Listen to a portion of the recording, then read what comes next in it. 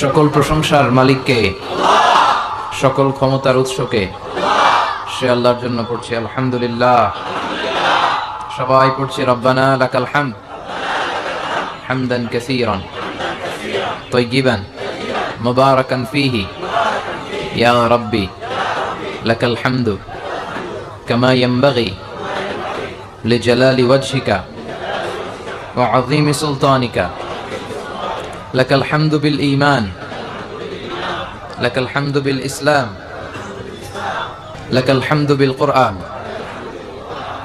আমরা প্রশংসা করলাম কার? সব সময় প্রশংসা করতে হবে কার?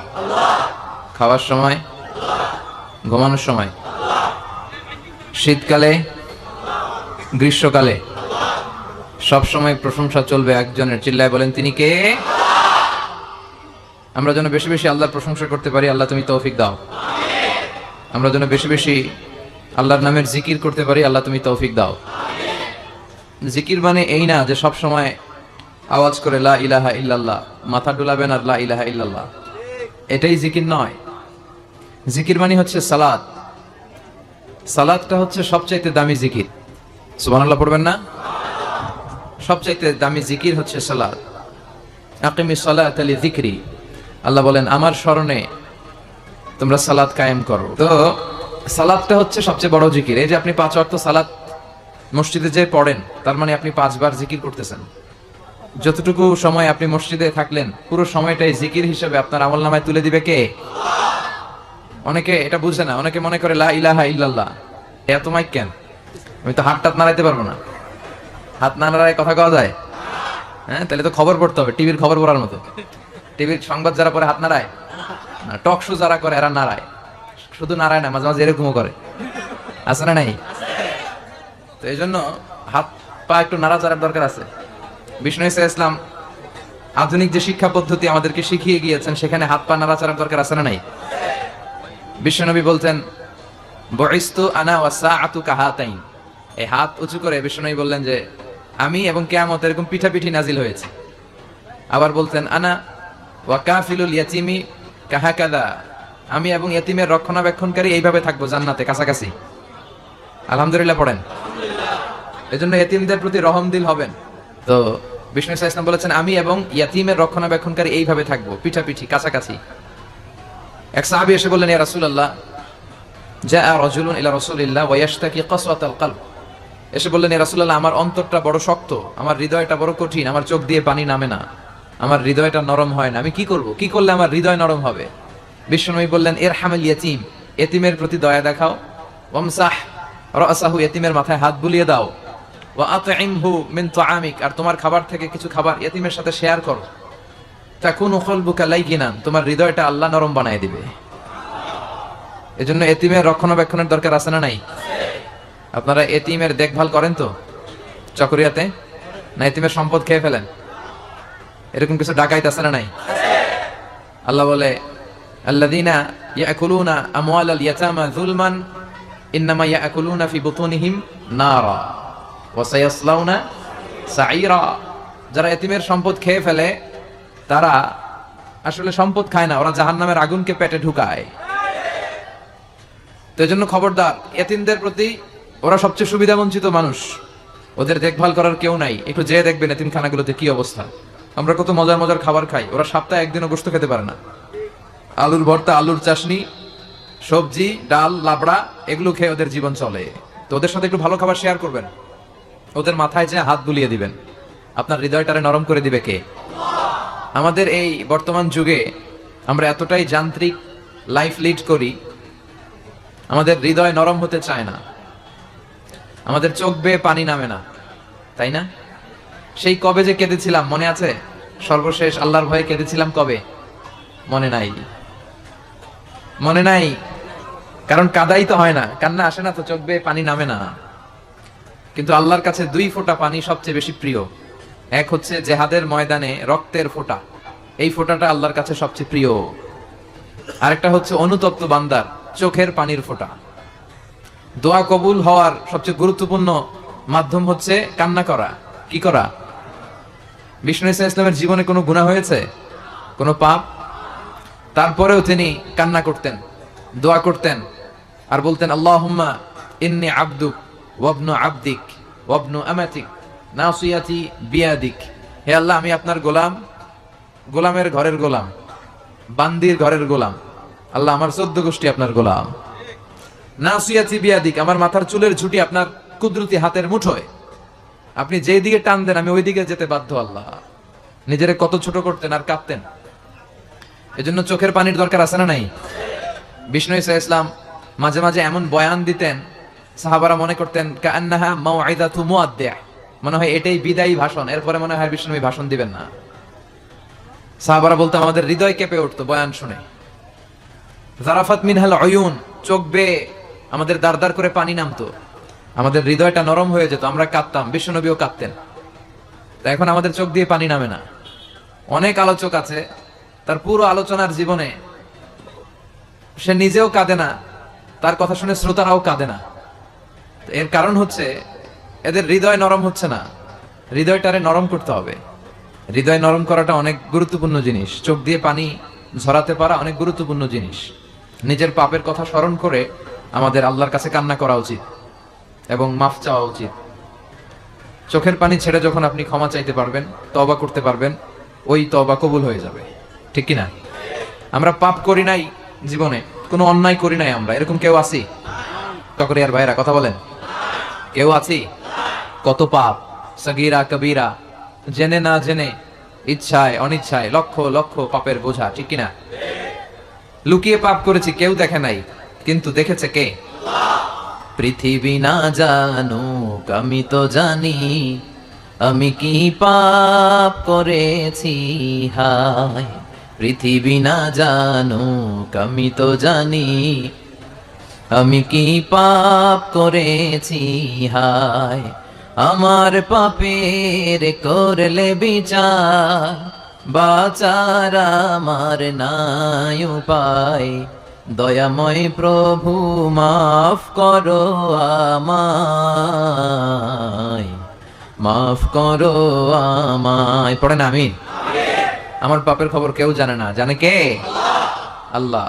এজন্য জিকির বলতে বোঝা যাবে না এটা যে শুধু লা ইলাহা ইল্লাল্লাহ এভাবে সবাই মিলে পড়লাম এটাই জিকির না, এটাও একটা জিকির, কিন্তু সবচেয়ে বড় জিকির হচ্ছে সালাত। সবচেয়ে বড় জিকির কি? সালাত।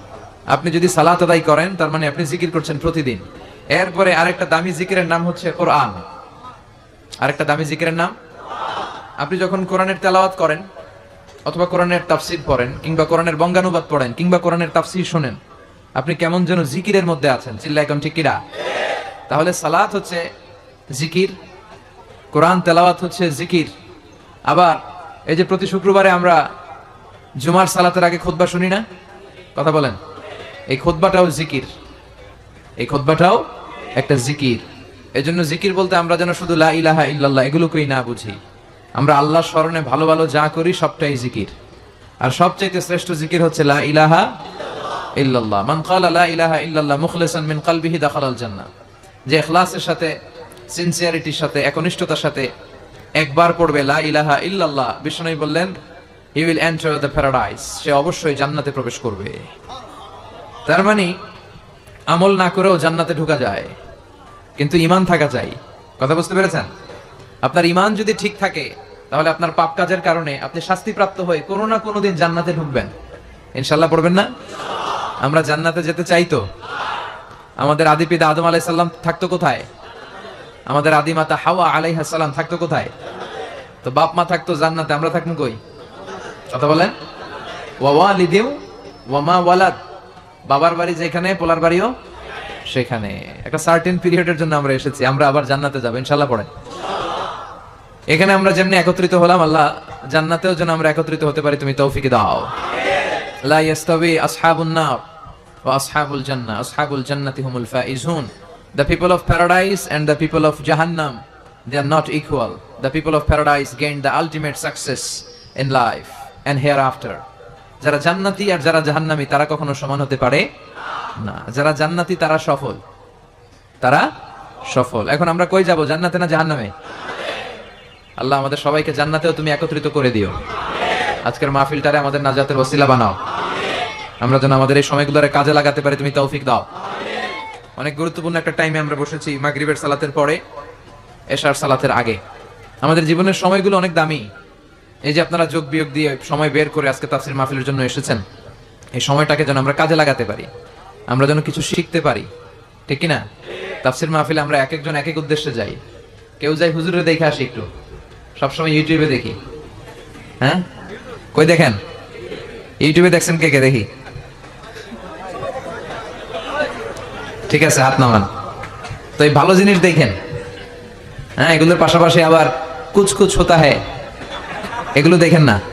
এগুলো দেখবেন? নাচানাচের অনুষ্ঠান দেখবেন? জি বাংলা, স্টার জলসা, কিরণমালা, এগুলো দেখা যাবে? এগুলো দেশের 12টা বাজায় দিছে, চিল্লা এখন, ঠিক কিনা? আছে না নাই?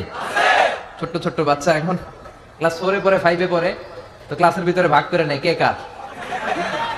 এটা আমার, ওইটা তোর, মানে কে কার প্রেমিক প্রেমিকা, এগুলো ভাগ করে। পরে কোন ক্লাসে? ক্লাস 4-এ 5-এ। তো এই যে ইচড়ে পাকা ছেলে পেলেগুলো এত আগে এই সমস্ত বুঝতে শুরু করেছে। তারপরে এখন আবার আরেকটা পরিভাষা আছে, সবাই বলে বয়ফ্রেন্ড আর গার্লফ্রেন্ড। আছে না নাই? চকরিয়াতে আলহামদুলিল্লাহ এগুলো ঢুকে নাই? তোমাদেরও আছে?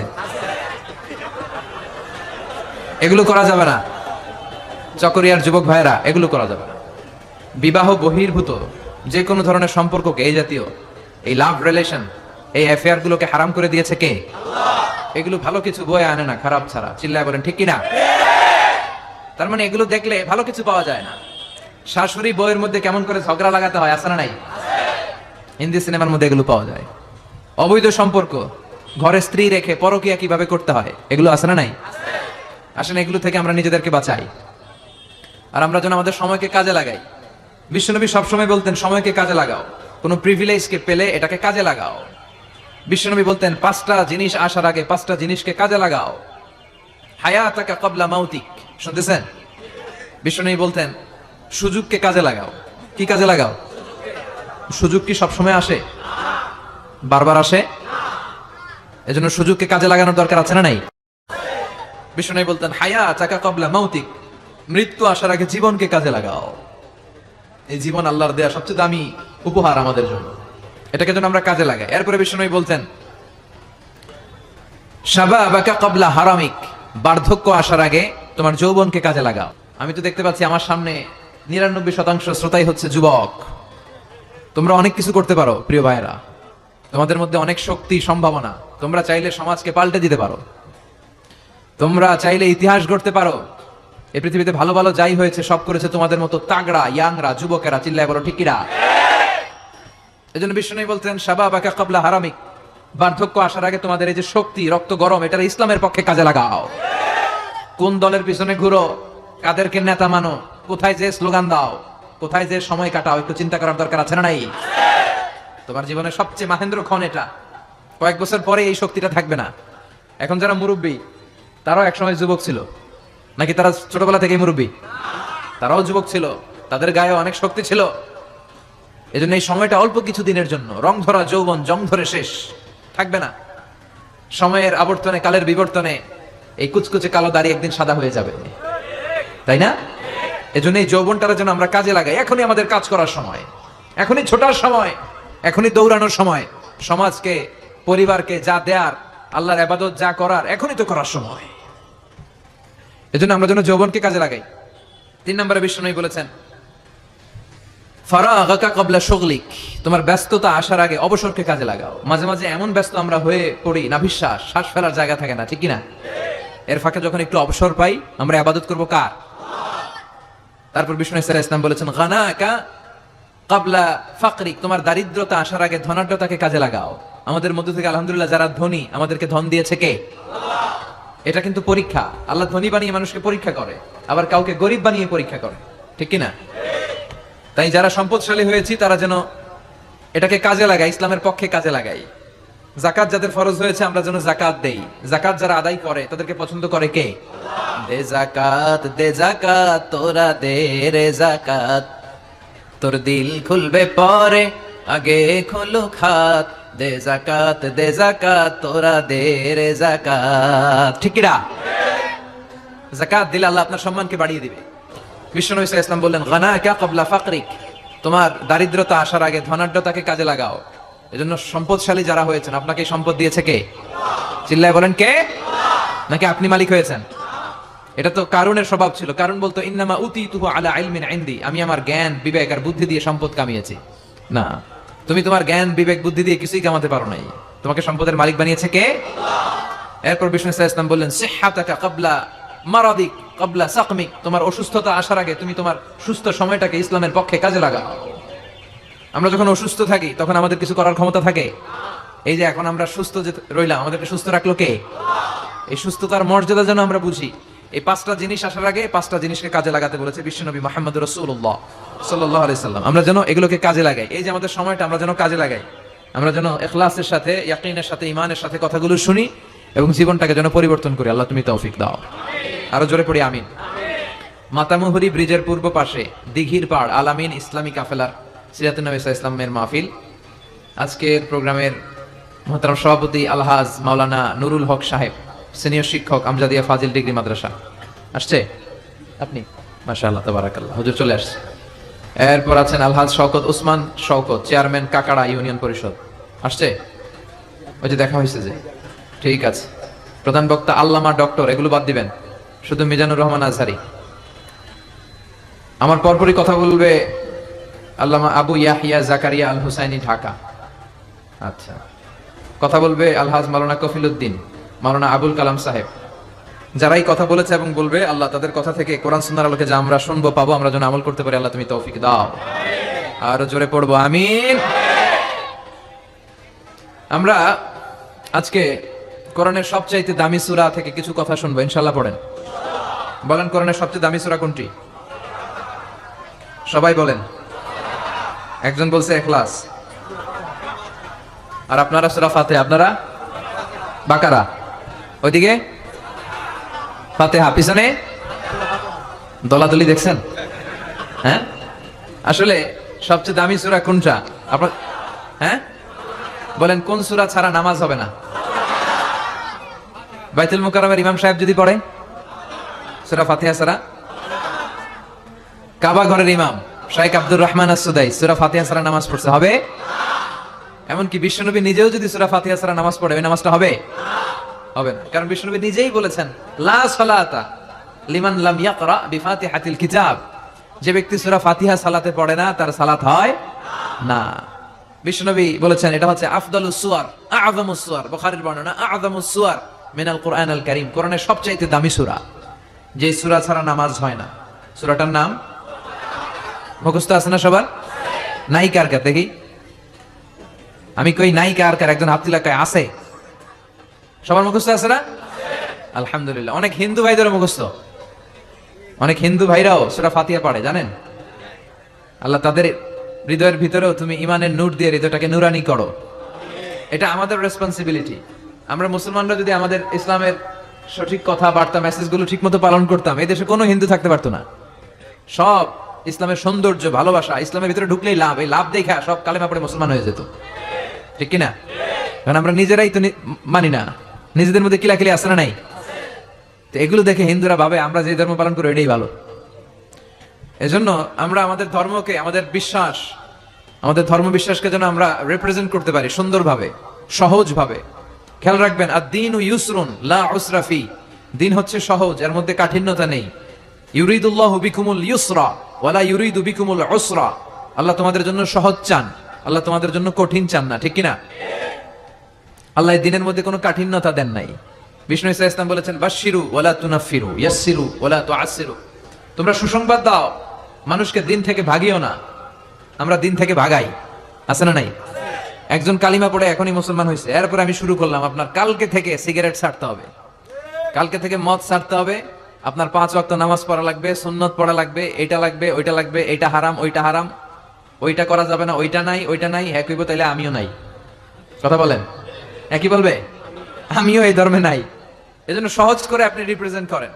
আজকে যদি কেউ কালিমা পড়ে মুসলমান হয়, ওরে আপনি কিচ্ছু বলবেন না, ওরে বলবেন আসো দেখো মসজিদে কি হয়, আমাদের তাফসীর মাহফিলে কি বলে, কোরআন টোরআন নিয়ে একটু ঘাটো।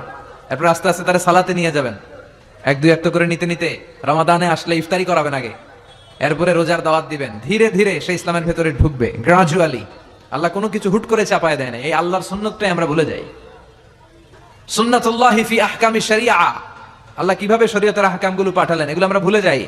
মদকে আল্লাহ তাআলা চাইলে একসাথে হারাম করতে পারতেন না, কিন্তু আল্লাহ তাআলা কিন্তু মদকে হুট করে হারাম করার ঘোষণা দেন নাই, তারা মদ খাওয়া বন্ধ করে দিল। এরপর আস্তে আস্তে যখন মদ খাওয়া বন্ধ করতে অভ্যস্ত হতে শুরু করেছে, আল্লাহ আয়াত নাযিল করলেন, ইন্নামাল খামরু ওয়াল মাইসিরু ওয়াল আনসাবু ওয়াল আজলামু রিজসুম মিন আমালিশ শাইতানি ফাজতানিবু। চিরকালের জন্য এই কথা বলে আল্লাহ মদকে হারাম করে দিলেন। সুবহানাল্লাহ পড়েন। দেখেন কিভাবে আস্তে আস্তে গ্রাজুয়ালি, এটাই বুঝতে চায় না অনেকে। এটা আমাদের আস্তে আস্তে যে করতে হবে, পরিবর্তনটা যে আস্তে আস্তে হবে। আগে তো হৃদয়ে জায়গা করে নেবেন মানুষের, আগে মানুষের কোথায় ঢুকতে হবে? হৃদয়ে জায়গা করে নেন। তারপর ঠিকই মানুষের একটা আত্মবিশ্বাস আপনার উপর তৈরি হবে, আস্থার জায়গা তৈরি হবে, তখন আপনি মানুষকে গাইড করতে পারবেন। শুরুতে কয় হারাম, শুরুতে কি কয়? হারাম। মানুষকে ভয় দেখায়, বিষ্ণু নিষেধ করেছেন ভয় দেখাবা না, খবরদার। বাশিরু, সুসংবাদ দাও, জান্নাতের সুসংবাদ দাও, ক্ষমার সুসংবাদ দাও, আল্লাহ মহান, আল্লাহ দয়ালু। দ্য বিউটি অফ ইসলাম, ইসলামের সৌন্দর্যগুলো তুলে ধরো, বুঝাতে চেষ্টা করো যে ইসলামের নিয়মগুলো এটা স্বাস্থ্যসম্মত, এটা পরিবেশ বান্ধব, এটা আকলে ধরে, এটা সিভিলাইজড, এটা সভ্য একটা ধর্ম। এগুলো বুঝাও, সৌন্দর্যগুলো আগে মানুষের চোখের সামনে তুলে ধরো, অটোমেটিক্যালি মানুষ ইসলামের রাস্তায় চলে আসবে। চিৎকার করে বলেন ঠিক কিনা? আর শুরুই যদি করেন হারাম দিয়া, শুরুতেই কয়ে দিলাম হারাম, কেউ শুনবে? এজন্য আমরা যেন ইসলামকে সহজ ভাবে, ইসলাম যেভাবে এসেছে সহজ পদ্ধতিতে, এভাবে যেন মানুষের কাছে পৌঁছে দিতে পারি, তাহলে মানুষ রিসিভ করতে পারবে সহজে। আল্লাহ তুমি বুঝার তৌফিক দান করো। তাহলে কোরআনের সবচেয়ে দামি সূরার নাম আরো জোরে বলেন, সূরাতুল ফাতিহা। আউয়ালুস সূরা নাযালা কামিলান, কোরআনের সর্বপ্রথম যেই সূরাটা পূর্ণাঙ্গভাবে একসাথে নাজিল হয়েছে সেটার নাম হচ্ছে সূরাতুল ফাতিহা। এর আগে কোন সূরা পরিপূর্ণভাবে একসাথে নাজিল হয় নাই। 5 আয়াত, 2 আয়াত, 3 আয়াত, পরে বিষ্ণুনবী এগুলো মিলাই নিছে। সুবহানাল্লাহ পড়েন। আমরা কত সহজে কোরআন পেয়ে গেলাম। বিষ্ণুনবী যখন কোরআনের আয়াতগুলো আসতো, তিনি পড়তে পড়তে পড়তে পড়তে মুখ দিয়ে ফেনা তুলে ফেলতেন। আল্লাহ বললেন, লা তুহাররিক বিহি লিসানাকা লিতাআজালা বি ইন্না আলাইনা জামাআহু ওয়া কুরআনা। ও নবী, কোরআন পড়ার জন্য এত পেরেশান হবেন না। জিবরাইল এসে যখন পড়ে যায়, আপনি সিম্পলি ওনার সাথে সাথে একবার পড়েন। এই কোরআনকে আপনার হৃদয়ে ঢুকায় দেওয়ার, হেফজ করায় দেওয়ার, আপনার সিনায় রেখে দেওয়ার দায়িত্ব কার? এরপর থেকে বিষ্ণু ইসলাম আর তাড়াহুড়ো করতেন না, সিম্পলি একবার পড়তেন, অটোমেটিক্যালি মুখস্থ হয়ে যেত। সুবহানাল্লাহ পড়েন। তাহলে কোরআনের সবচেয়ে দামি সূরার নাম সবাই বলেন কি নাম? সূরাতুল ফাতিহা। এটাকে বলা হয় প্রিফেস অফ দ্য বুক, মানে কোরআনের ভূমিকা। হ্যাঁ, introductory chapter of the holy Quran, কোরআনের প্রারম্ভিক চ্যাপ্টার, যে চ্যাপ্টার দিয়ে আল্লাহ এই কোরআনটাকে শুরু করেছেন। কোরআনে মোট চ্যাপ্টার কয়টা? 114টা। চ্যাপ্টার কয়টা? 114টা। কোরআনটা খুললে সর্বপ্রথম যে চ্যাপ্টারটা পড়ে, যে সূরাটা পড়ে, সূরাটার নাম সূরাতুল ফাতিহা। আবার বিষ্ণু বলেছেন এই সূরাতুল ফাতিহা হচ্ছে এই আল কোরআন আল কারীমের মা। সুবহানাল্লাহ কইবেন না? উম্মুল কিতাব, উম্মুন মানে মা, কেন্দ্রবিন্দু। পুরো কোরআনে আল্লাহ যা বলেছে সূরাতুল ফাতিহার 7 আয়াতের ভিতরে আল্লাহ সংক্ষেপে তা বলেছে। তার মানে পুরো কোরআনকে যদি আপনি সংক্ষিপ্ত করে দেন, সেটা সূরা ফাতিহা হয়ে যায়। আর সূরা ফাতিহাকে যদি আপনি ব্যাখ্যা করতে শুরু করেন, তাহলে পুরো কোরআন হয়ে যায়। সুবহানাল্লাহ বাড়ি থেকে বলেন। এটা উম্মুল কিতাব। আবার এই সূরার আরেকটা নাম হচ্ছে সূরাতুল ওয়াফিয়া, মানে অখণ্ড সূরা। এই সূরাকে খণ্ড খণ্ড করে পড়া যায় না। কোরআনের অন্য অনেক সূরাকে খণ্ড করে পড়া যায়। কেউ সূরা আর রহমানের প্রথম 10 আয়াত প্রথম রাকাতে পড়লো, তারপরের 10 আয়াত দ্বিতীয় রাকাতে পড়লো, কোনো সমস্যা আছে? নাই। কিন্তু কেউ যদি ফজরের 2 রাকাত নামাজের প্রথম রাকাতে সূরা ফাতিহার অর্ধেক পড়লো, দ্বিতীয় রাকাতে বাকি অর্ধেক পড়লো, তার নামাজ হবে? কারণ এটা পূর্ণাঙ্গ সূরা, অখণ্ড সূরা। এই সূরাকে খণ্ড খণ্ড করে পড়া যায় না, ভাগ করে পড়া যায় না। এটা পড়লে পুরোটাই পড়তে হয়। চিৎকার করে বলেন ঠিক কিনা? আবার এই সূরার আরেকটা নাম হচ্ছে সূরাতুদ দুআ। কি নাম? দোয়া মানে কি? দোয়া করা। দোয়া মানে প্রার্থনা করা, চাওয়া, মাংনা, ফরিয়াদ করা। বিষ্ণু বলেছেন, ইদা ইসতাআনতা ফাসতাইন বিল্লাহ। সাহায্য চাইতে হলে আল্লাহর কাছে চাও, কিছু চাইলে আল্লাহর কাছে চাও। সাহায্যের দরকার হলে একজনের কাছে হাত পাতো, তিনি কে? আল্লাহ। এই সূরাতে আমরা আল্লাহর কাছে চাই। আমরা প্রতিদিন নামাজের মধ্যে বলি ইহদিনাস সিরাতাল মুস্তাকিম। এটা কিন্তু অনেক দামি দোয়া। অনেকে দোয়া খুঁজে পায় না, দোয়া খুঁজে পায় না। এটা সবচাইতে দামি দোয়া। এত দামি দোয়া যেটাকে প্রত্যেক নামাজে পড়াটাকে আল্লাহ ওয়াজিব করে দিয়েছে। ও Allah, show us the right path, show us the correct path, show us the middle path. Allah, আপনি আমাদেরকে মধ্যম পন্থাটা দেখান, সঠিক রাস্তাটা দেখান, যে রাস্তায় আপনি দুনিয়াতে উঠে যাবেন আর হাঁটতে হাঁটতে দেখবেন এই রাস্তার শেষ মাথা ঢুকে গিয়েছে জান্নাতে। তাহলে কেমন করে আল্লাহর কাছে চাইবেন, কেমন করে দোয়া করবেন, এই কথাটাও এই সূরার ভেতরে আছে না নাই? এরপরে এই সূরার আরেকটা নাম হচ্ছে সূরাতুশ শিফা অথবা সূরাতুর রুকিয়া, ঝাড়ফুঁক করার সূরা। অনেকে কি দিয়ে ঝাড়ফুঁক করবে খুঁজে পায় না, আছে না নাই? আপনি সূরাতুল ফাতিহা পড়ে ঝাড়ফুঁক করবেন। অসুস্থ ব্যক্তির গায়ে সূরা ফাতিহা পড়ে ফু দিলে সুস্থ করে দেয় কে? রব্বুল আলামিন বলেন, وَنُنَزِّلُ مِنَ الْقُرْآنِ مَا هُوَ شِفَاءٌ وَرَحْمَةٌ لِّلْمُؤْمِنِينَ وَلَا يَزِيدُ الظَّالِمِينَ إِلَّا خَسَارًا। আল্লাহ বললেন, আমি কোরআনের মধ্যে শিফা রেখেছি, এই আল কোরআন আল কারীমের ভেতরে আমি আল্লাহ রহমত দিয়েছি। কোরআন পড়ে ফু দিলে অসুস্থ ব্যক্তিরে সুস্থ করে দেয় কে? আপনি যে কোনো রোগে আক্রান্ত হন না কেন, আপনি যদি সূরা ফাতিহা পড়ে ফু দেন, সুস্থ করবে কে?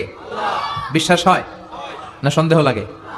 যাদের বিশ্বাস হয় তাদের ফুতে কাজ হয়ে যাবে, আর যাদের সন্দেহ লাগে এরা হাজারবার ফু দিলেও কোনো কাজ হবে না। বিষ্ণু ঈসা ইসলাম সূরা ফাতিহা পড়ে সাহাবাদেরকে ফু দিতেন, আবার সূরা ইখলাস, সূরা ফালাক, সূরা নাস পড়ে ফু দিতেন। মা আয়েশা যখন অসুস্থ হতেন আর এসে যখন বিষ্ণু ঈসা ইসলামের কাছে বলতেন, ইয়া রাসূলুল্লাহ আমি অসুস্থ, আপনি আমার জন্য দোয়া করেন, বিষ্ণু ঈসা ইসলাম মা আয়েশাকে সূরাতুল ইখলাস, সূরাতুল ফালাক আর সূরাতুন নাস পড়ে হাতের মধ্যে ফু দিতে বলতেন, আর বলতেন এই হাতে ফু দিয়ে তুমি হাতটা মাথা থেকে পা পর্যন্ত মাসাজ করো, তোমার সুস্থ করে দিবে কে? এটার বলে তিন কুল, কুল আস-সালাসা। কি বলে?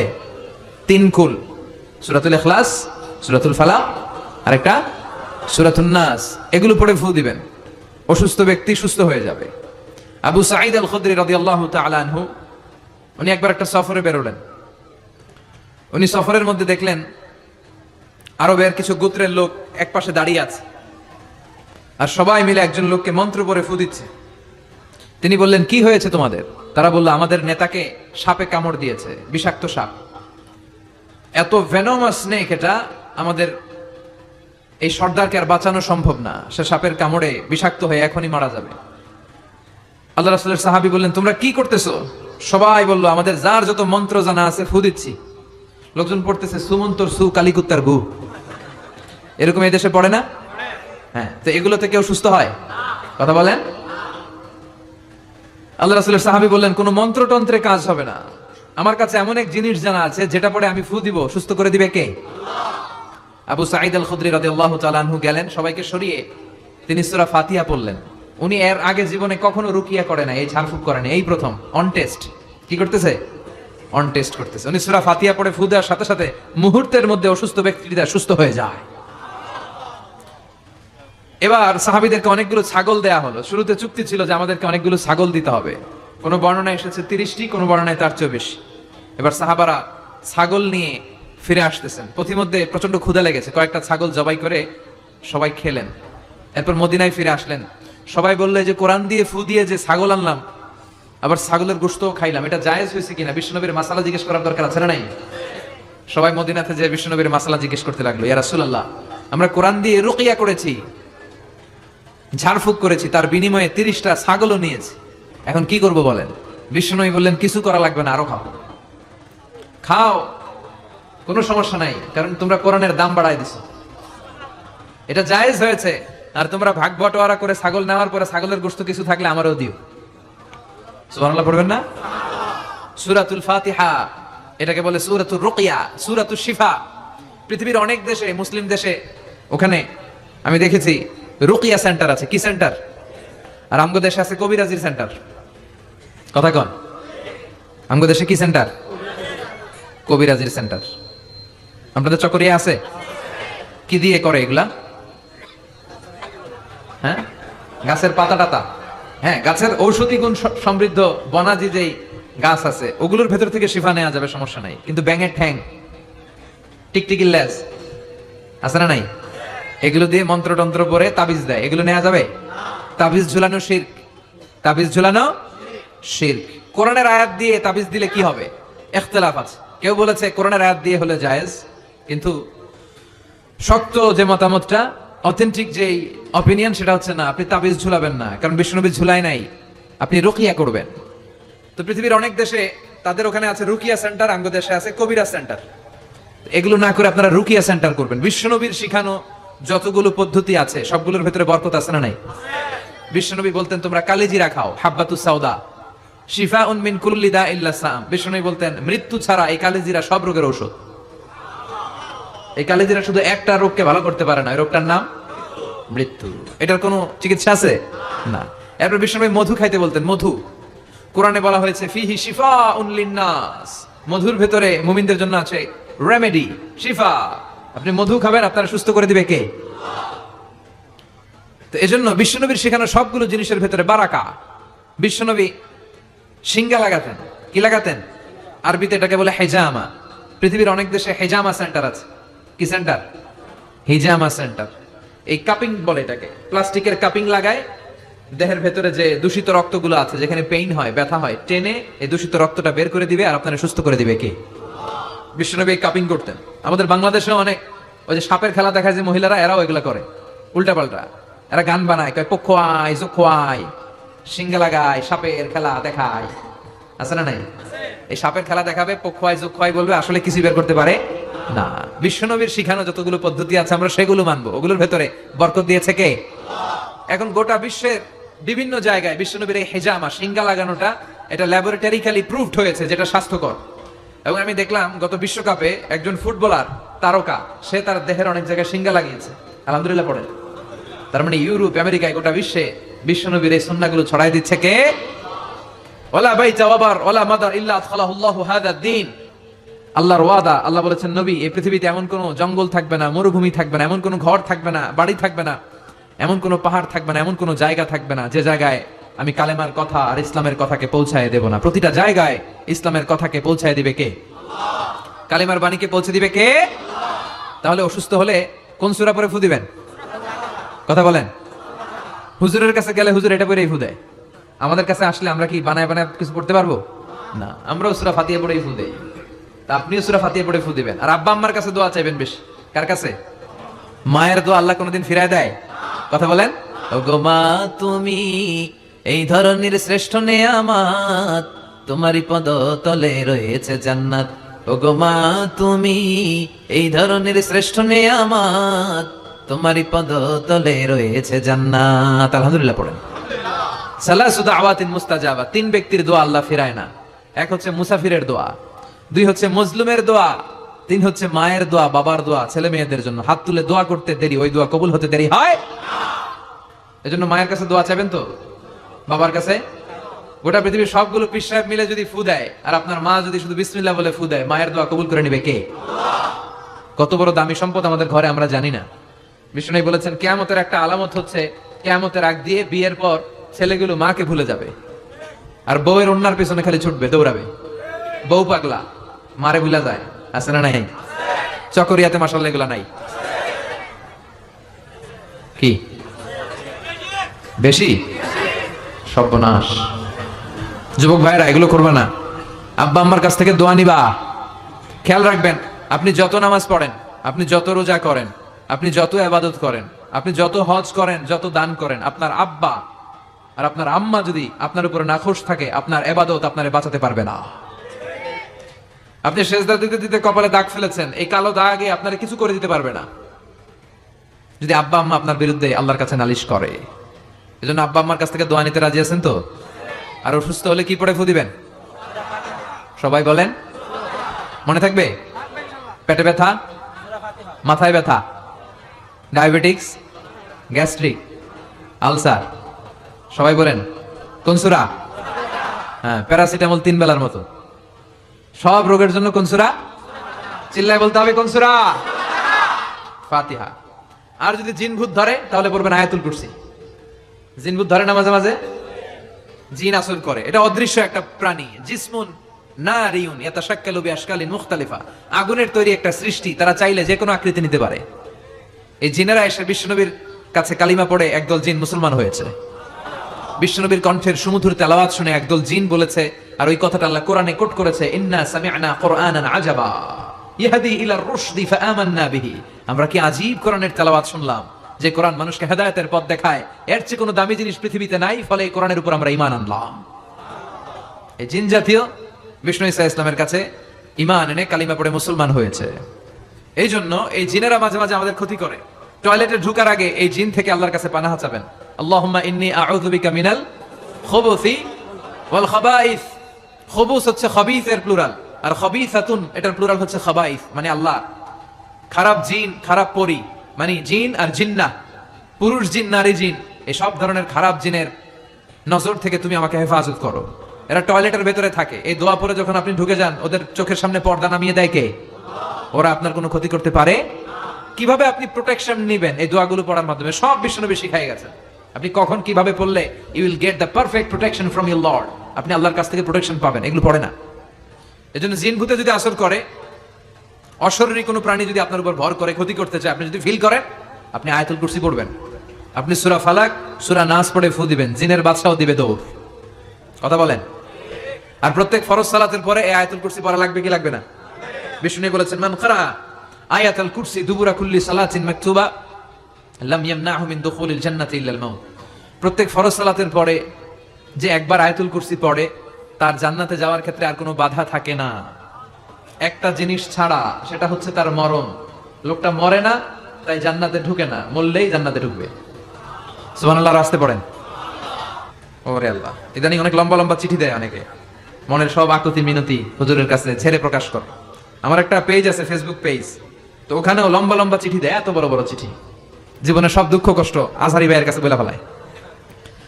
তো আল্লাহ তাদেরকে কবুল করুক, যারা ইসলামিকলি সলিউশন চায়, যারা অন্যদিকে না যে কোরআনে কি আছে, সুন্নায় কি আছে, ওইভাবে সাজেশন চায়, আল্লাহ তাদের সবাইকে তুমি কবুল করো।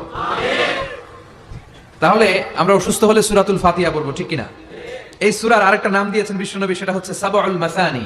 কি নাম? চিল্লায় বলেন।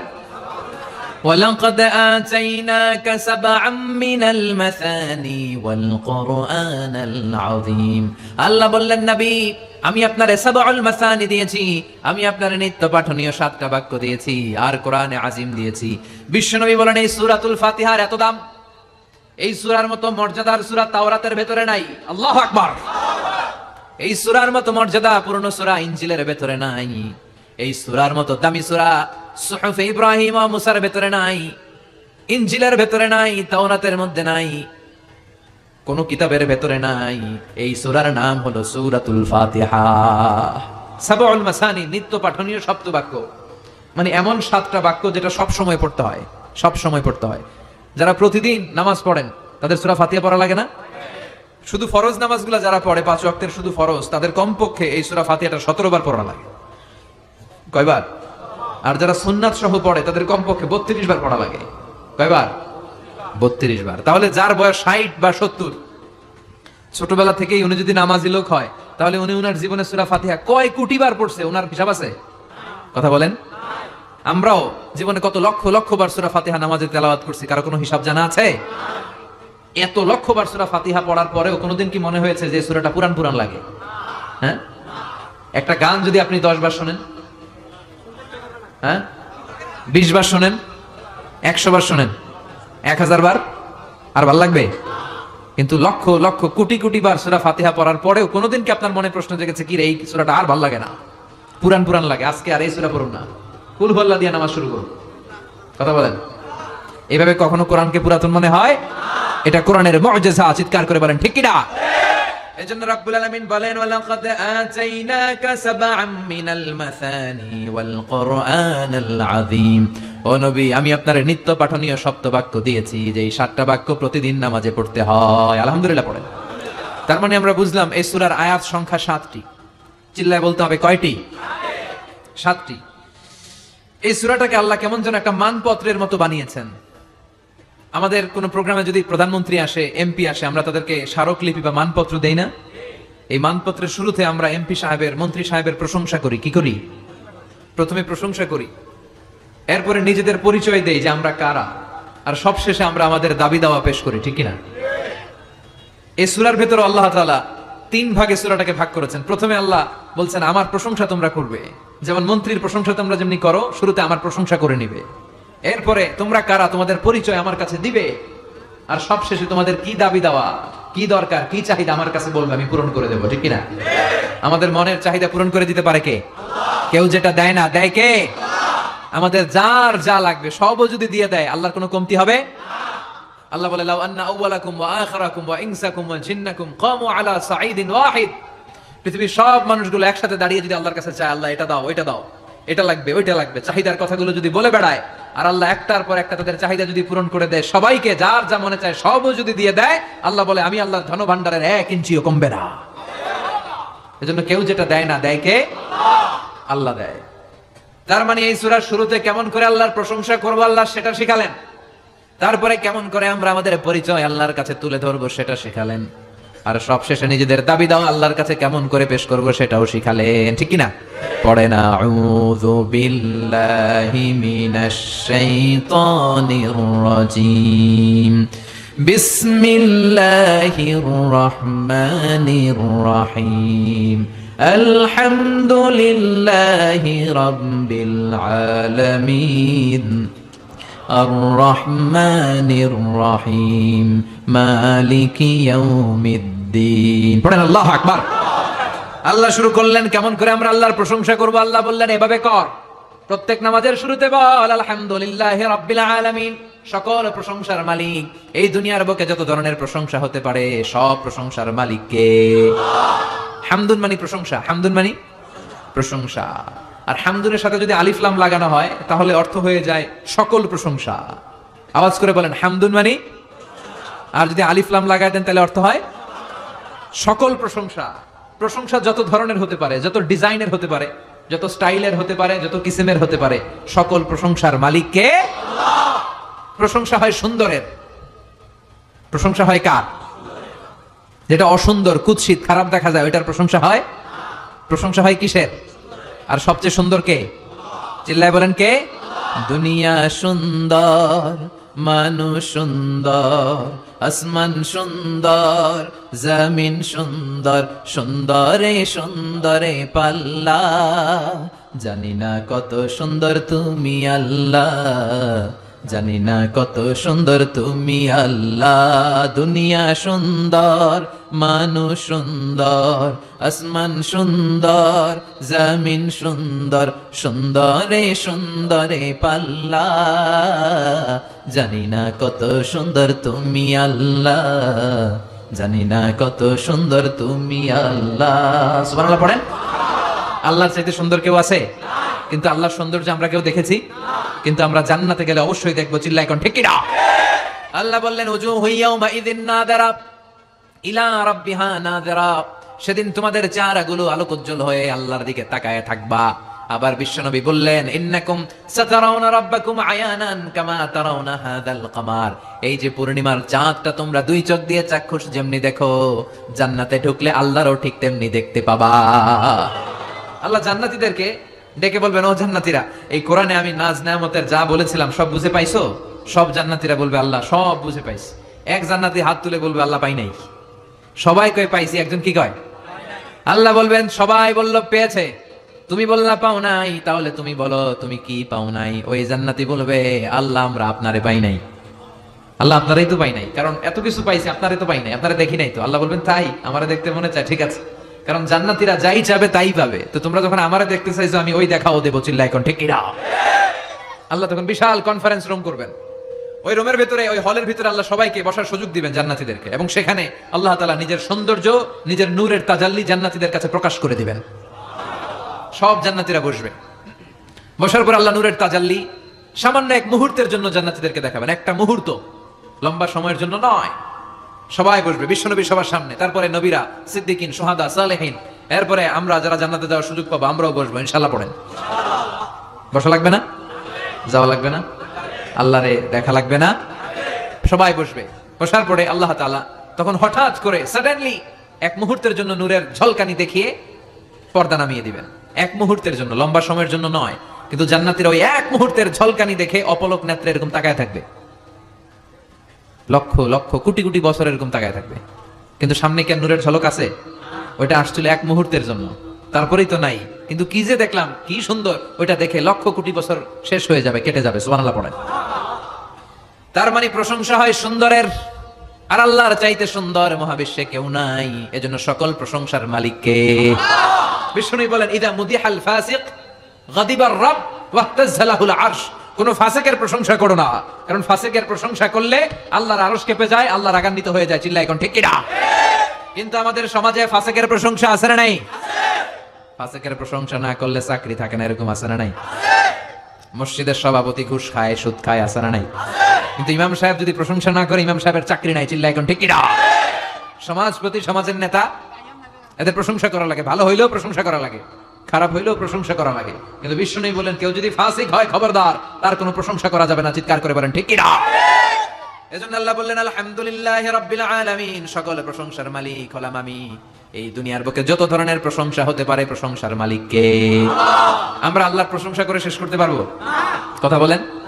আল্লাহর প্রশংসা যে আমরা করব কম কম না বেশি বেশি? বিষ্ণু ঈসা ইসলাম মসজিদে নববীতে নামাজের ইমামতি করছেন। আল্লাহু আকবার বলে নামাজ শুরু করলেন, রুকু করলেন, রুকু থেকে দাঁড়িয়ে পড়লেন সামি আল্লাহু লিমান হামিদা। পেছন থেকে সাহাবারা মনে মনে আওয়াজ করে বলল, ফিসফিস করে, রব্বানা ওয়ালাকাল হামদ। এক সাহাবী বলল, হামদান কাসীরান তাইয়িবান মুবারাকান ফি। নামাজ শেষে বিষ্ণু বললেন, কে পড়েছো হামদান কাসীরান তাইয়িবান মুবারাকান ফি? এটা তো আমি শিখাই নাই, কে পড়েছো? এক সাহাবী বলেন, নবী আমি পড়েছি। কেন পড়েছো? আমি তো এটা শিখাই নাই। কই পাইছো? কই আমি নিজেই বানাইছি। সুবহানাল্লাহ কইবেন না? বিষ্ণু বললেন, আমি শিখাই নাই, তুমি পাইলা কই? নিজের মন মতো বানালা কেন? সাহাবী বলে, নবী আল্লাহর প্রশংসা কম কম করলে আমার ভালো লাগে না, করতে মনে চাই বেশি বেশি, এজন্য এটা আমি বানাই নিজের আল্লাহর প্রশংসা করছি। বিষ্ণু খুশি হয়ে গেলেন, বলেন আরে ভয় পেও না, চিন্তা করো না, আমি নামাজরত অবস্থায় দেখেছি তোমার যে এই অতিরিক্ত হামদান কাসীরান তাইয়িবান মুবারাকান ফির অতিরিক্ত 4টা তাসবির যে সওয়াবটা, এই 4টা তাসবির সওয়াবটা কে কার আগে এই সওয়াবটা আল্লাহর আরশে পৌঁছে দিবে, এ নিয়ে 30 জনেরও বেশি ফেরেশতা আকাশে প্রতিযোগিতা করছিল। তাহলে আল্লাহর প্রশংসা আমরা করব কম কম না বেশি বেশি? সকল প্রশংসার মালিক কে? আল্লাহ। আল্লাহর সবচেয়ে বেশি প্রশংসা করেছে কে? বিশ্বনবী মুহাম্মদ সাল্লাল্লাহু আলাইহি ওয়াসাল্লাম। এজন্য ওনার নামের ভেতরে প্রশংসার শব্দ আছে না নাই? আলহামদু এসেছে হা মিম দাল থেকে। বিশ্বনবীর নামের ভেতরে এই হা মিম দাল আছে না নাই? বিশ্বনবীর সবচেয়ে বিখ্যাত নাম হচ্ছে মুহাম্মদ। বিখ্যাত নামটা কি? এর ভেতরে হা মিম দাল আছে না নাই? এরপরে সবচেয়ে বিখ্যাত যে নামটা বিশ্বনবী, সেটা হচ্ছে আহমদ। আহমদের ভেতরে হা মিম দাল আছে না নাই?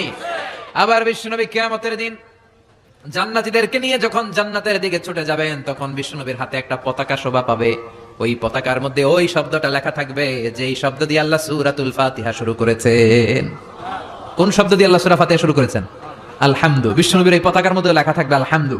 সুবহানাল্লাহ পড়েন। লিওয়াউল হামদ মানে প্রশংসার পতাকা। কারণ এই নবী দুনিয়ার বুকে সবচাইতে বেশি প্রশংসা করেছে কার? এজন্য এই নবী প্রশংসার পতাকা নিয়ে জান্নাতবাসীদেরকে সাথে নিয়ে জান্নাতের দিকে ছুটে যাবে। এজন্য আল্লাহ ডেকে বলে, গোলাম আমার প্রশংসা করে কোনোদিন তোরা শেষ করতে পারবি? ওয়া ইন তাউদ্দু নি'মাতাল্লাহি লা তুহসুহা ইন্নাল ইনসানা লাযালুমুন কাফফার। আল্লাহ বলে, আমি আল্লাহর দেয়া নেয়ামতগুলো যদি হাত দিয়ে গুনতে শুরু করে দাও, তোমার গুনতে গুনতে জীবন শেষ হয়ে যাবে, হায়াত ফুরিয়ে যাবে, আমার নেয়ামত গুনে শেষ করা যাবে না। সাগরের জলকে কালি করে, গাছের পাতাকে খাতা করে, তোমার মহিমা লেখা শেষ হবে না, যদিও লিখি প্রভু জীবন ভরে। সাগরের জলকে কালি করে, গাছের পাতাকে খাতা করে, তোমার মহিমা লেখা শেষ হবে না, যদিও লিখি প্রভু জীবন ভরে। সাগরের জলকে কালি করে, ঠিক না? কি উপমা দিলেন আল্লাহ! পৃথিবীর সব সাগরের জল যদি কালি হয়ে যায়, আর পৃথিবীর সব গাছগুলো যদি কলম হয়ে যায়, সাগরের জল নামক কালি দিয়ে গাছের কলম, খাতা গাছের কলম দিয়ে ওই পাতার উপরে যদি আল্লাহর প্রশংসা লিখতে শুরু করে দাও, সাগরের জলগুলো শেষ হয়ে যাবে, গাছের পাতা আর গাছগুলো ফুরিয়ে যাবে, কিন্তু আল্লাহর প্রশংসা করে করে শেষ করা যাবে না। আল্লাহর প্রশংসা করে কোনোদিন শেষ করা যাবে? এজন্য সবসময় প্রশংসা করতে হবে কার?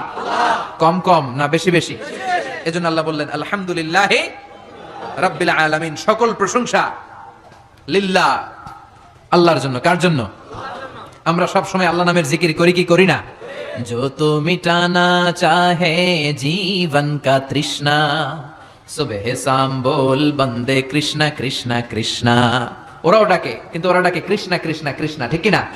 আমরা বলি जो तो मिटाना चाहे जीवन का जाला, सुबह शाम बोल बंदे अल्लाह अल्लाह अल्लाह, ঠিক কি না? আল্লাহ নামটা ভালো লাগে? হ্যাঁ, কি সুন্দর একটা নাম আল্লাহ নিজের জন্য বানালেন, আলিফ লাম লাম হা। আলিফ লাম লাম হা, আল্লাহ। ডাক দিলে হৃদয়টা ভরে যায়, ঠিক কিনা? আল্লাহর একটা ডাক দেন, বলেন আল্লাহ। আবারও পড়েন আল্লাহ, আবারও পড়েন আল্লাহ। প্রথমে আল্লাহ আল্লাহ, শেষেও আল্লাহ আল্লাহ, আকাশে আল্লাহ আল্লাহ, জমিনে আল্লাহ আল্লাহ। সবাই পড়েন, প্রথমে আল্লাহ আল্লাহ, শেষেও আল্লাহ আল্লাহ, আকাশে আল্লাহ আল্লাহ, জমিনে আল্লাহ আল্লাহ। নিখিল জাহান গায়ে গুণগান, তার নামে গায় আমরাও গাহি তাআলা, হামদে বারি তাআলা, হামদে বারি তাআলা, হামদে বারি তাআলা। সুবহানাল্লাহ পড়েন। এজন্য হামদে বারি তাআলা যেগুলো আছে এগুলো গাবেন, এগুলো গাইলে আল্লাহর ভালোবাসা হৃদয়ের মধ্যে বাড়িয়ে দিবে কে? এজন্য আল্লাহ বললেন আলহামদুলিল্লাহ, সকল প্রশংসার মালিক হলো একমাত্র আল্লাহ। আমরা বললাম আল্লাহ, আপনি আবার কেমন আল্লাহ? আল্লাহ বললেন রব্বিল আলামিন, আমি হলাম গোটা বিশ্বের রব। রব্বিল আলামিন, গোটা বিশ্বের রব, যত জগৎ আছে সব জগৎ সমূহের রব। আল্লাহর একটা চমৎকার নাম হচ্ছে রব। আল্লাহর একটা চমৎকার নাম কি? কবরের প্রথম প্রশ্ন কি? তোমার রব কে? আমাদের রব কে? আবার আমরা যখন সালাতে রুকু করতে যাই আমরা কি বলি? সুবহানা রাব্বিয়াল, রবের নাম আছে না?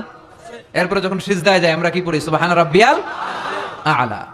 আবার বিশ্বনবী যখন আল্লাহর কাছে দোয়া করতেন, বিশ্বনবী রবের নামটা শুরুতে এনে দোয়া শুরু করতেন আর পড়তেন রব্বানা আতিনা ফিদ দুনিয়া হাসানাতাও ওয়া ফিল আখিরাতি হাসানাতাও ওয়া কিনা আযাবান নার। আবার তিনি পড়তেন রব্বানা যালামনা আনফুসানা ওয়া ইল্লাম তাগফির লানা ওয়া তারহামনা লানাকুনান্না মিনাল খাসিরিন। আলহামদুলিল্লাহ পড়েন। তার মানে আমাদের দোয়ার ভেতরে রবের নাম আছে না নাই? রব কাকে বলে? রব মানি বিধানদাতা, রব মানি আইনদাতা, রব মানি রিজিক দাতা, রব মানি হুকুমদাতা, রব মানি চাওয়ার আগে যিনি দিয়ে দিতে পারে তিনি। চিৎকার করে বলেন ঠিক কিনা? সহজ কথায় রব কি যদি বুঝতে চান এভাবে বুঝাবো যে যার যখন যেটা যতটুকু দরকার তাকে তখন সেটা ততটুকু ফরিয়াদ করার আগেই যিনি দিয়ে দেয় তার নাম রব। সুবহানাল্লাহ পড়েন। আমাদের যার যখন যেটা লাগে দেয় কে? দেখেন মায়ের পেটের ভেতরে যখন ছিলাম, মনে আছে এই কথাগুলো? কার মনে আছে? মনে আছে? মায়ের পেটের ভেতরে যে কেউ 8 মাস কেউ 9 মাস যে ছিলাম, কোন জগতে ছিলাম কিছু খেয়াল করতে পারি? স্মৃতির পাতা হাতরাতে পেছনে গেলে কত দূর যেতে পারবেন আপনি? 2 বছর, 3 বছর, 1 বছরের ঘটনা কার মনে আছে? হ্যাঁ, 3-4 বছরের আগে তো কি কি ঘটছে মনেই নাই, ঠিক কিনা? কিন্তু তার আগে যে আপনি মায়ের পেটে ছিলেন, আপনারা খাবার দিল কে? আল্লাহর কাছে ফরিয়াদ করছিলেন, চাইছিলেন যে আল্লাহ মায়ের পেটের ভেতরে 3টা প্যাকেট দিয়ে আল্লাহ রেখেছে ফি যুলুমাতিন সালাস, 3টা গোপনতম প্রকোষ্ঠ, এমন একটা টেম্পারেচার আল্লাহ রেখেছে যেটা আপনার স্বাস্থ্যের জন্য ভালো ছিল। ওই প্রকোষ্ঠের ভিতরে আপনার যতটুকু খাবারের দরকার ততটুকু খাবার, যতটুকু পানির দরকার ততটুকু পানি, যতটুকু অক্সিজেন দেওয়া দরকার ততটুকু অক্সিজেন সরবরাহ করেছে কে? আবার মায়ের পেট থেকে যখন বেরোলাম, আমাদের নাভির সাথে মায়ের জরায়ুর একটা কানেকশন থাকে, ওটা কেটে দেয়। কেটে দিলে বাচ্চা ওয়া ওয়া করে কাঁদে। আসলে সে আল্লাহরে ফরিয়াদ করে বলে, আল্লাহ পেটের ভেতরে 8 মাস ছিলাম, তুমি একটা লাইন দিয়ে খাবার দিছো, দেখো দুনিয়ার মানুষরা কেটে দিয়েছে, খাবো কি? আল্লাহ বলে, গোলাম চিন্তার কারণ নাই, খাবারের একটা লাইন ছিল, এর বদলে আমি তোর মায়ের বুকের ভেতরে এখন খাবারের 2টা লাইনের ব্যবস্থা করে দিলাম। পেটের ভেতরে যখন ছিলাম রিজিক দিল কে? আবার দুনিয়াতে আসার সাথে সাথে মায়ের বুকের দুধ দিয়ে রিজিকের ব্যবস্থা করলো কে? যখন মায়ের বুকের দুধ আমরা খাইতাম আমাদের দাঁত ছিল? কথা কন, দাঁত ছিল আপনাদের?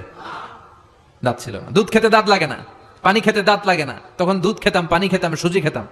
বয়স যখন 2, 3, 4 বাড়তে শুরু করলো তখন আমার শক্ত জিনিস খেতে হবে, গোশত খেতে হবে, মাছ খেতে হবে, হাড্ডি চিবোতে হবে। ঠিক তখন আমার দাঁতের দরকার আছে না নাই? ঠিক যখনই দাঁতের দরকার তখনই দাঁত দিল কে? নাকি আমরা অ্যাপ্লাই করছিলাম? অনলাইন রেজিস্ট্রেশন, যাদের দাঁত লাগবে দ্রুত অ্যাপ্লাই করেন, আসন সংখ্যা সীমিত। কি অ্যাপ্লাই করছিলাম? করি নাই। যখন দাঁত লাগে না দেয়ও নাই, যখন লাগছে তখন দিয়ে দিছে, তার নাম রব। চিল্লায় বলেন ঠিক কিনা? এত গেল মানুষের কথা। এবার আপনি গাছপালার দিকে তাকান, গাছপালাটা বেড়ে ওঠার জন্য যখন গাছপালার যেটা দরকার গাছপালারে সব সরবরাহ করলো কে? প্রাণীকুলের মধ্যে খেয়াল করে দেখেন, একটা ছোট্ট প্রাণীর যেভাবে বেঁচে থাকা দরকার সব দিল কে? আপনারা ভাল্লুক দেখছেন, সিংহ দেখছেন, বাঘ দেখছেন? আমাদের এলাকার সিংহ বাঘের চামড়া এক ধরনের, স্ক্যান্ডিনেভিয়ান যে কান্ট্রিগুলো আছে ওগুলোর সিংহ ভাগ ভাল্লুকের চামড়া আরেক ধরনের, আমাদের গুলা পাতলা, ওগুলা মোটা, কারণ ওগুলা শীত প্রধান দেশের বাঘ। আমাদের আরব বিশ্বে যে উট গুলা আছে এগুলোর চামড়া পাতলা, এগুলোর উপরে লোম নাই। কিন্তু স্ক্যান্ডিনেভিয়ান যে কান্ট্রিগুলো আছে শীত প্রধান দেশ, ওই শীতের দেশেও আমি কিছু ভিডিওতে ওখানে কিছু উট দেখেছি, অদ্ভুত ধরনের উট, এগুলোর গায়ের মধ্যে অনেক বড় বড় লোম, দেখছেন আপনারা? কিন্তু আরব বিশ্বের কোন উটের গায়ের ভেতরে বড় বড় লোম দেখা যায়? কারণ বড় বড় লোম যদি আরব বিশ্বের উটের গায়ে দেয় এরা গরমে বাঁচবে? কথা বলেন। আবার আরব বিশ্বের উটের গা যেরকম পাতলা, এরকম পাতলা করে যদি শীত প্রধান দেশের উট আল্লাহ বানায়, ওরা শীতে বাঁচবে? প্রাণীকুলের মধ্যেও যেই প্রাণীটাকে যেভাবে বানালে তার জন্য বাঁচতে সার্ভাইভ করতে সুবিধা হবে, চাওয়ার আগে প্রাণীকুলের মধ্যে সেই জিনিসগুলো দিয়ে দিয়েছে কে? এজন্য আল্লাহ ডেকে বললেন, গোলাম আমি হলাম রব, এই দুনিয়ার বুকে কেউ তোদেরকে আইন দিবে না, বিধান দিবে না, আমি আইন দেব, বিধান দেব। সৃষ্টি আমার, আইন চলবে ও আমার, জমিনটা আমার, আইন চলবে ও আমার, ঠিক কি না? আল্লাহর দেয়া রিজিক খেয়ে, আল্লাহর দেয়া নিমক খেয়ে ওই আল্লাহর রব হিসেবে মানতে চায় না, ওই আল্লাহর দেয়া বিধানগুলোরে মানতে চায় না, ওই ইসলামের কথাগুলো সহ্য হয় না, এরকম উল্লুক্কা পাঠা আছে না নাই? সংসদ ভবনে দাঁড়িয়ে, মুসলমানদের টাকার সংসদ ভবন, ওই সংসদ ভবনে দাঁড়িয়ে ইসলামরে বাস দেয় এরকম গাদ্দার আছে না নাই? এগুলোর সাথে মুসলমানদের কোনো সম্পর্ক? এগুলো হচ্ছে আগাছা। এগুলো কি? মাননীয় প্রধানমন্ত্রীর উচিত সংসদ ভবনটারে আগাছা মুক্ত করা। এগুলো আগাছা, এগুলো অন্যের কাঁধে ভর করে ক্ষমতার চেয়ারে বসেছে, চিল্লায় বলেন ঠিক কিনা? সে ইসলামরে গালি দিয়েছে মোল্লাতন্ত্র বলে, ইসলাম তার ভালো লাগে না, আল্লাহর দেয়া বিধান সে আল্লাহর জমিনে চায় না। এই আগাছাগুলোকে মুক্ত করে আগাছা মুক্ত বাংলাদেশ গড়ার দরকার আছে না নাই? রাজি আছে মুসলমান? হাত তুলে আল্লাহর দেখাও। আগাছা মুক্ত বাংলাদেশ চাই, যেখানে সবাই ইসলামের পক্ষে কথা বলবে, চিল্লায় বলেন ঠিক কিনা? আমাদের রব কে? আল্লাহ আমারে রব, আল্লাহ আমারে রব, দমে দমে তনু মনে তারি অনুভব। তোমার দুনিয়াতে আমি যেদিকে তাকাই, অথই নেয়ামাতে ডুবে আছি সবাই। পাখ পাখালির গানে শুনি তাসবিহ কলো রব, তাসবিহ কলো রব। পড়েন, আল্লাহ আমারে রব, আলহামদুলিল্লাহ রাব্বিল। আমাদের রব কে? আল্লাহ বলেন, গোলাম প্রশংসা ওই আল্লাহর, যে আল্লাহ হলো গোটা জগতের রব। তিনি একটা জগতের রব নয়, তিনি হলেন রব্বিল আলামিন, ঠিক কি না? মনে রাখবেন, আলাম মানে একটা জগৎ, আলাম মানে কি? আর আলামিন মানে অনেকগুলো জগৎ, মাল্টি ডাইমেনশনাল ইউনিভার্সের মালিক তিনি। তিনি পৃথিবীর মালিক, তিনি প্রাণী জগতের মালিক, তিনি মৎস্য জগতের মালিক, তিনি সৌর জগতের মালিক, তিনি অদৃশ্য জগতের মালিক। সবগুলো জগতের মালিক কে? আমরা খালি চোখে অল্প কয়েকটা জগৎ দেখি, বিশাল বিশাল জগৎ তিনি উপরে তৈরি করে রেখেছেন, এটাকে বলে মহাকাশ জগৎ। কি বলে?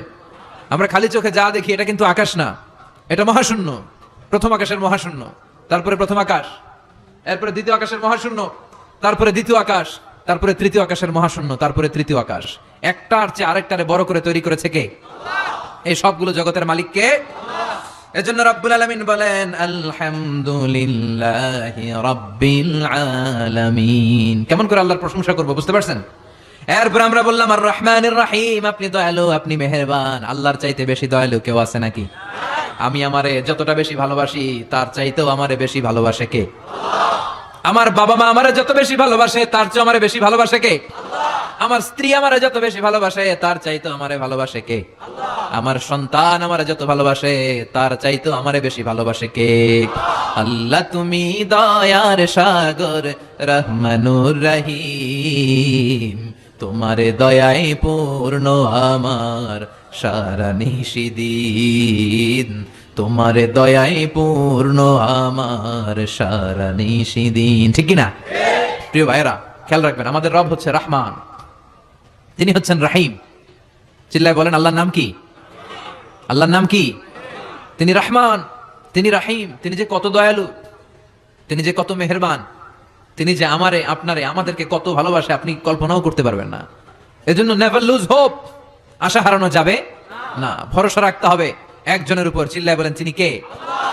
Every time you feel like you can not go on, you feel so lost that you are so alone, don't despair and never lose hope, cause Allah is always by your side, inshallah, Inshallah, Inshallah, you will find your way. Inshallah, Inshallah, Inshallah, you will find your way. Every time you feel like you cannot go on, you feel so lost that you are so alone. Don't despair and never lose hope, cause Allah is always by your side. Inshallah, পড়েন, Inshallah, Inshallah, you will find your way. আলহামদুলিল্লাহ পড়েন। আল্লাহর উপর ভরসা লাগে, হ্যাঁ, আল্লাহর দয়ালু বলে মনে হয়। ইনশাআল্লাহ পড়বেন না? নেভার লুজ হোপ, আশা ছেড়ে দিও না। এটা কার কথা? আল্লাহর কথা থেকে নিয়ে না শীতটা বানানো। আয়াতটা হচ্ছে লা তাইয়াসু মির রাহিল্লাহ, আল্লাহর রহমত থেকে নিরাশ হবা। মনে রাখবেন, আপনার পাপ, আপনার অন্যায়, আপনার গুনাহ, আপনার অপরাধ, আপনার জুলুম যত বড় হোক, আল্লাহর দয়া তার চেয়েও বড়। আপনার পাপ যত বিশাল হোক, তার রহমতের দরিয়া তার চাইতেও বিশাল। এজন্য আল্লাহ বললেন, আমি রহমান আর রহিম, আমি দয়ালু, আমি মেহেরবান। তারপরে আল্লাহ বললেন, মালিকি ইয়াউমিদ্দিন, আমি হলাম বিচার দিবসের মালিক। কোন দিবসের? বিচার দিবসের মালিক। যে বিচার আমরা দুনিয়াতে পাই নাই, যেই বিচার দুনিয়াতে হয় নাই, ওই বিচার ওই দিন সংগঠিত করবে কে? সব বিচারের বড় বিচার সেদিন অনুষ্ঠিত হবে। চিল্লায় বলেন ঠিক কিনা? এই পৃথিবীতে এমন অনেক জুলুম অত্যাচার হয়েছে না, যেগুলোর বিচার পৃথিবীতে পাওয়া যায় নাই? কথা বলেন। এগুলোর বিচার যদি একটা সময় না হয়, তাহলে এটাকে আকলে ধরে? This worldly life, it will B a joke. এটা একটা জোক হবে, একটা হাসি তামাশার কথা হবে, যে যার মতো জুলুম করবে, অত্যাচার করবে, এগুলোর কোনো বিচার নাই। আসলে এগুলোর বিচার আছে না নাই? কথা বলেন। মালিক ইয়াউমিদ্দিন, সেই বিচার দিবসের মালিক, যেদিন কেউ কাউরে পরিচয় দিতে চাইবে না, বন্ধু বন্ধুরে চিনবে না, ভাই ভাইরে চিনবে না, পীর সাহেব মুরিদরে চিনবে না, মুরিদ পীর সাহেবরে চিনবে না, নেতা কর্মীরে চিনবে না, কর্মী নেতারা চিনবে না, ইমাম সাহেব মুসল্লি চিনবে না, মুসল্লি ইমাম চিনবে না, কেউ কাউরে চিনবে না। ওই বিচার দিবসের মালিক হলেন একজন। চিল্লায় বলেন তিনি কে? এরপর আমরা আল্লাহর কাছে নিজেদের পরিচয় দিলাম। আমরা বললাম, ইয়াকা না'বুদু ওয়া ইয়াকা নাস্তাঈন, আল্লাহ শুধুমাত্র তোমার ইবাদতই আমরা করি, শুধুমাত্র তোমার কাছে সাহায্য চাই। আমরা ইবাদত করি কার? আল্লাহ। সিজদা দেই কারে? আল্লাহ। মাজারে দেয়া যাবে না? কি বলেন? মাজারও দুই একটা দিলাম, মসজিদেও দিলাম, মাজারেও দিলাম। এই ভাগাভাগি করা যাবে? আল্লাহর সাথে ভাগাভাগি চলে? আল্লাহ হচ্ছে বড় সাহেব, সব রাজার বড় রাজা, তার সাথে কোনো ভাগাভাগি চলে না। চিল্লায় এখন ঠিক কিনা? ইবাদতের পুরোটা তারে দিয়ে দিতে হবে। সিজদা দিতে হবে শুধু একটা জায়গায়, সিজদা পাওয়ার অধিকারী শুধু একজন। চিল্লায় বলতে হবে তিনি কে? আল্লাহ। এজন্য আল্লাহ বলে, ইয়াকা না'বুদ ওয়া ইয়াকা নাস্তাঈন। গোলাম এইভাবে বল যে আল্লাহ, আমাদের ইবাদত, আমাদের সব কিছু তোমার জন্য। ইন্না সলাতি ওয়া নুসুকি ওয়া মাহইয়ায়া ওয়া মামাতি লিল্লাহি রাব্বিল আলামিন। আমার সালাত, আমার রোজা, আমার যাকাত, আমার ইবাদত, সব কিছুর মালিক কে? আল্লাহ। ইবাদত করতে হবে একজনের, তিনি কে? আল্লাহ। শিরক করা যাবে? না। আল্লাহ সব গুনাহ মাফ করে, শিরকের গুনাহ মাফ করে না। কক্সবাজারে তো শিরক টিরক নাই না? আছে। চকরিয়াতে আছে। মাজার টাজার নাই নাকি? মাজারের রাজধানী, হ্যাঁ? কবর জিয়ারত করে সুন্নাহ। আমাদের রাস্তা দেখায় কে? আল্লাহ। আমরা পথ ভুলে গেলে পথ দেখায় কে? আল্লাহ। আমি যদি কোনোদিন পথ ভুলে যাই, হাতছানি দিয়ে কাছে নিও, মমতার বন্ধনে আমায় বেঁধে সব ভুল ক্ষমা করে দিও। আমি যদি কোনোদিন পথ ভুলে যাই, হাতছানি দিয়ে কাছে নিও, মমতার বন্ধনে আমায় বেঁধে সব ভুল ক্ষমা করে দিও। আওয়াজ করে পড়েন আমিন।